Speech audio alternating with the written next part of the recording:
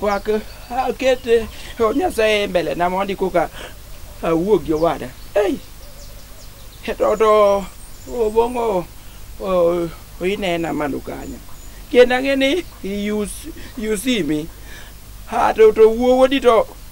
owuok to kaw yo maler mo hodhi mondo miyo Pastor Joshua otim magine otim ni makao idwaga na lungi didi ilama ngo idwaga na lungi didi de wi ko nyiga site moko hi jachien atimo hi chal to ti ayubu win nekete ista hal midwa treat go owuodi Nyasaye ya wawuna pia treat gango ne mi pesa to ne adwati ne wek mbulo to mo ma kanyan mu mama ler le unimirwa gi tindi idoje